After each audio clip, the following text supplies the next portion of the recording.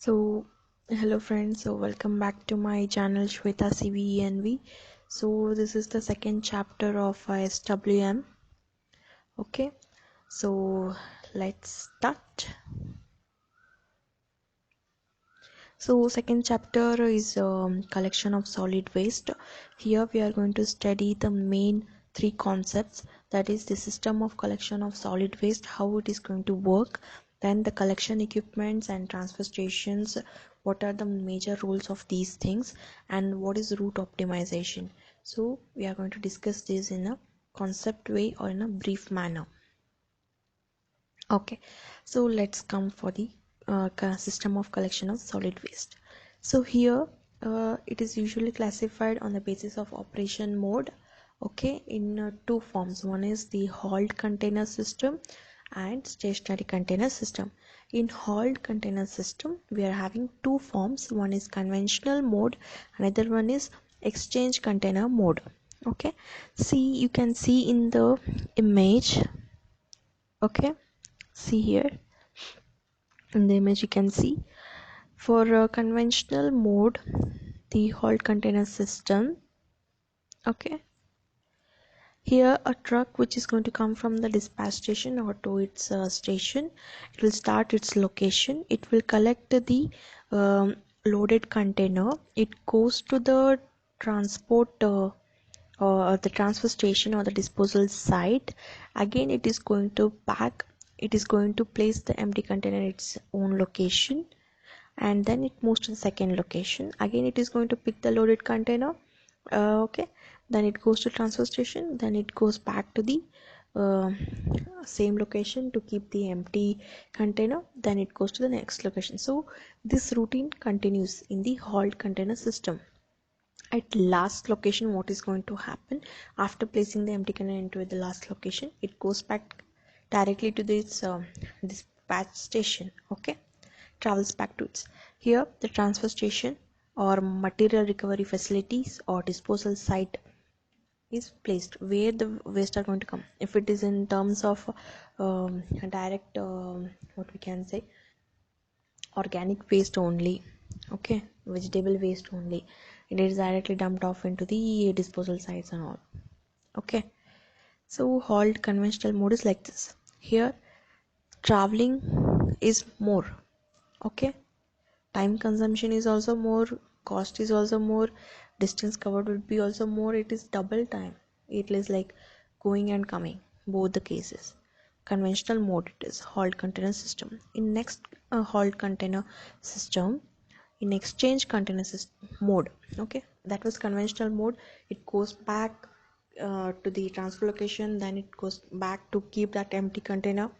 In case of exchange container, what is going to happen, the truck which is coming from dispatch station will carry a empty container, it will place in that container location 1, it takes that loaded container, places in the, or it empties the loaded container into transfer station, it takes back that empty container, it keeps in the second location, again it picks the loaded container from second location, goes back to the transfer station, then it goes to the third location where it places that empty container, then takes the loaded container, and so on, and lastly it goes back to the dispatch station with the another empty container.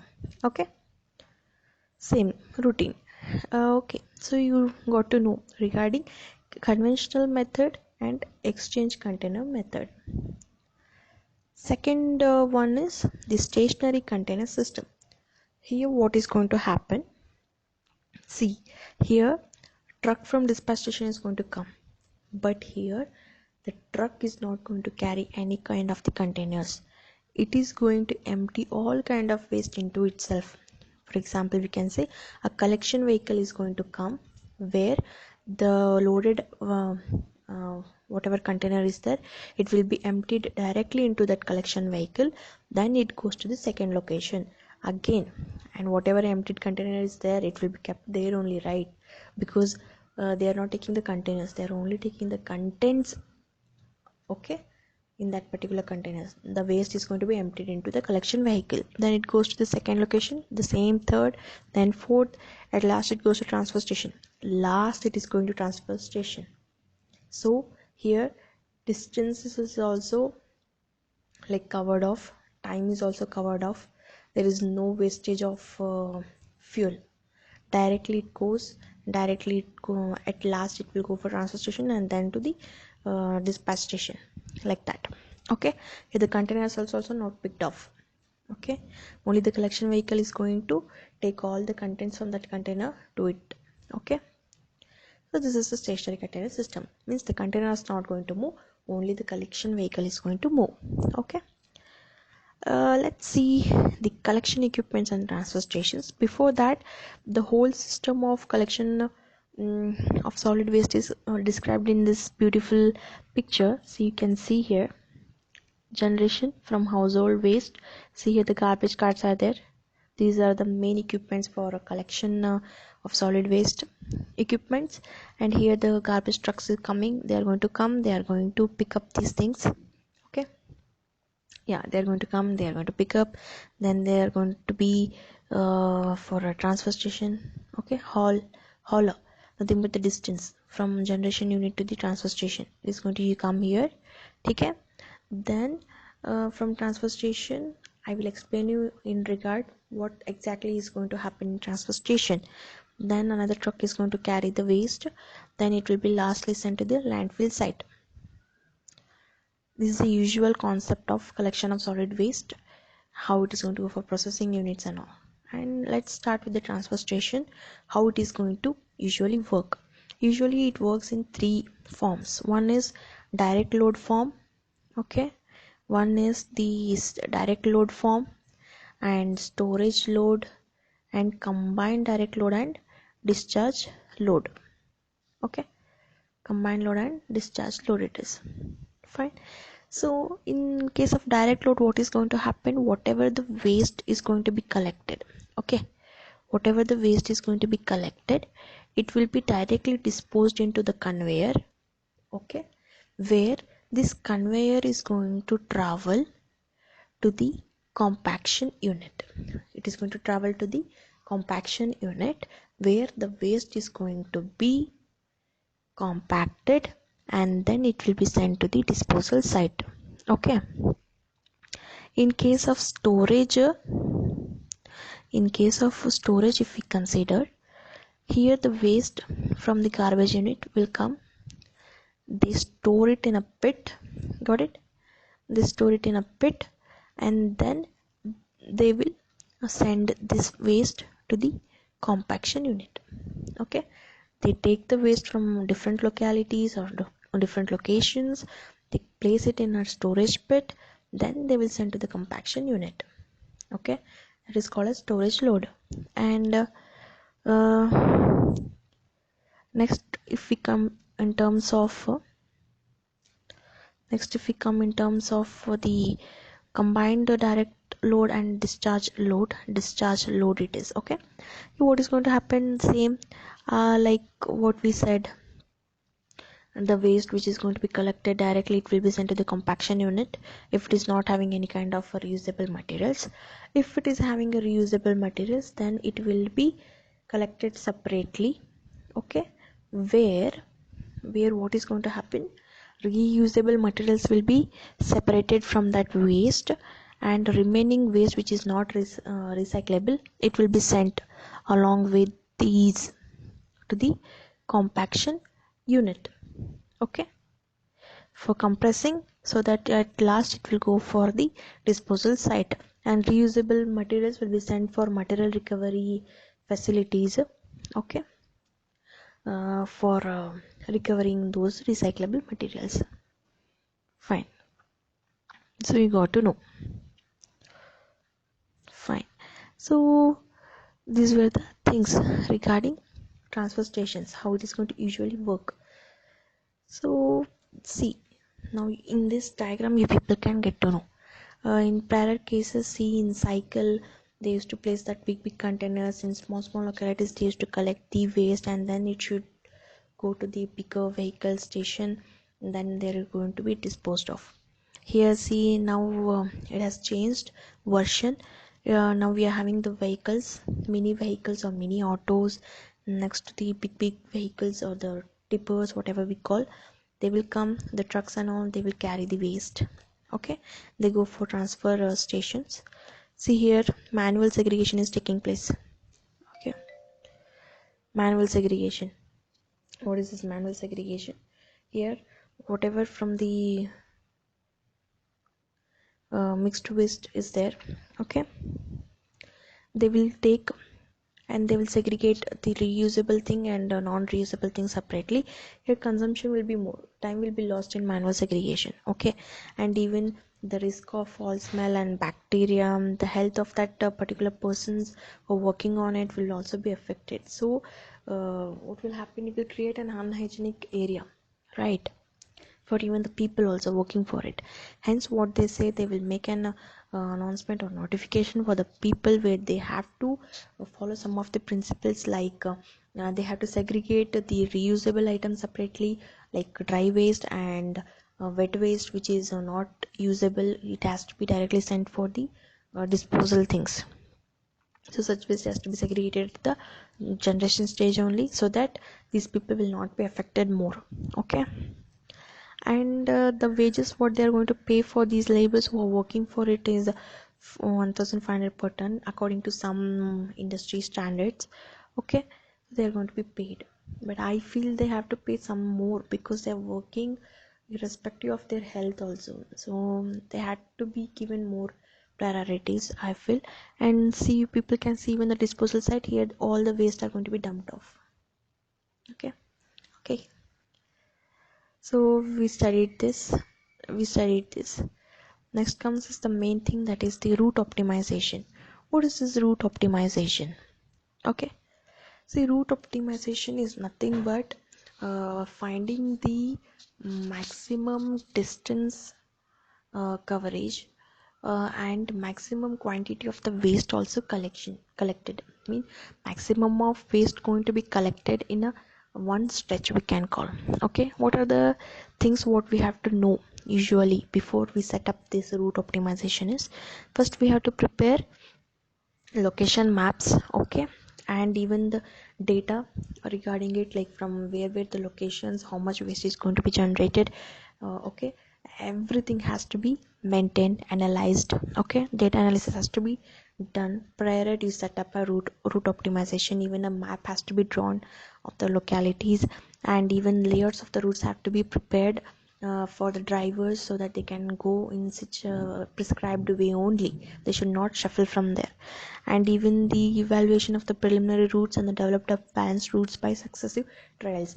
So we can not only just creating a preliminary routes, but also analyzing it or evaluating it by just going into it, how much time it may take from here to here, what trial and error they will check, or what is the maximum route which can be minimized in collection of waste.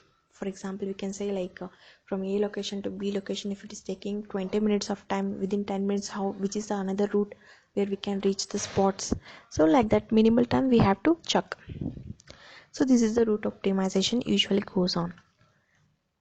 See, here they are starting here. A stretch is going to, at a stretch they are going to cover around 5 locations. Okay, without overlapping much. Okay, they are covering 4-5 locations. So this is also one route method. Another one is overlapping with each other.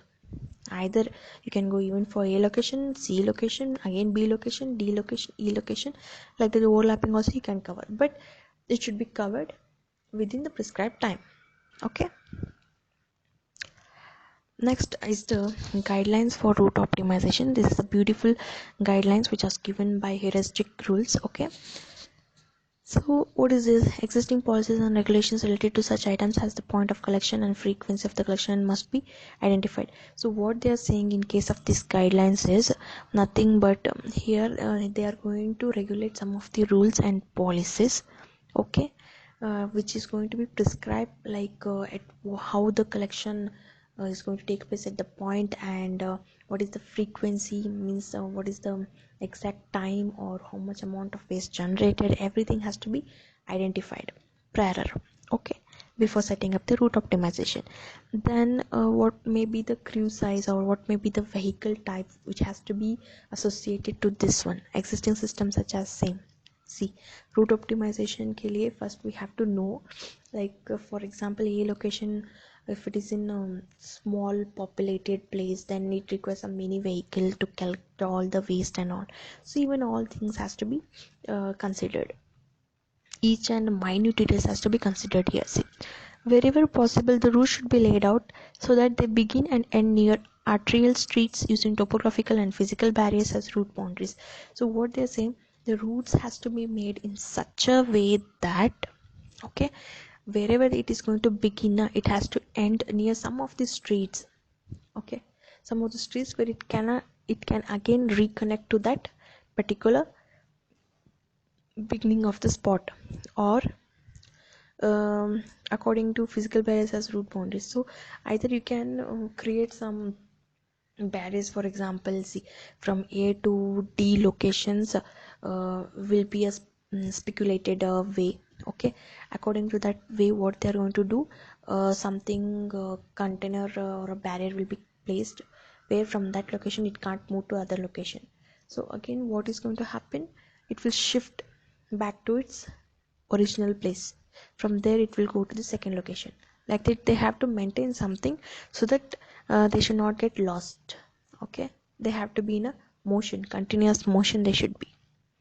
So in such a way the routes has to be planned. If you consider in terms of hilly areas, the route should start at the top, okay, fine. Route should start at the top of the grade and proceed downhill as the vehicle becomes loaded. So first what is going to happen, they should not pick the waste from down to up, okay. They should start filling their vehicle from up to down, okay. They have to climb up the hilly region, they have to start filling their vehicle with the waste located at the top areas. Then it should come downwards slowly, then it should get not downloaded, sorry, it should get loaded, okay. By the time it reaches to the down stage or downhill stage, okay. The route should be laid out so that the last container to be located on the route is located nearest to the disposal site. So even this is also a beneficial method. See, whatever location, if you're going from what you can say, from A location to D location, and D location should be nearer to the disposal site within 1 kilometer or 2 kilometer distance. If it is having a distance to the location of disposal site, then to D location you can make it a last point, so that from there you can take all the waste which are collected previously from the locations and can be disposed of directly to the disposal site. In such a way they have to maintain, they have to lay the routes, okay. Then waste generated traffic congested locations should be collected as early in the days as possible, and along with that the sources at which extremely large quantities of waste are generated should be serviced during the first part of the day. See, what they are saying is, see, traffic, wherever the places we know that traffic is more, in that localities we have to collect in early hours only waste, okay. And even the places where the waste generation is more, even there also we have to collect. When we start our journey we have to see where the traffic will be more, we have to go and collect that waste, and where the generation of waste is more, even that locations has to be collected. Then we can go for the smaller divisions where the waste generation will be less in amount. And the last point what it says is, even if you are going to miss that small quantity of waste generation units also, then you can build up another collection frequency time. For example, you can come again in the evening time in a second trip, okay. At least in that particular day only you have to cover, even if you are left out with some 2 3 4 homes also, again you have to come back, again you have to pick up those points, then you have to go for the disposal site. This is what it means, that you should not leave even a single mini point also. So thank you. So this was the thing of second chapter of solid waste management. So guys, please keep your environment clean, safe and healthy, and don't forget to like, comment, share and subscribe to my channel, okay. And please do hit on to the bell icon for further notification whenever I upload a new video. Please do subscribe, don't forget it, okay. Thank you all.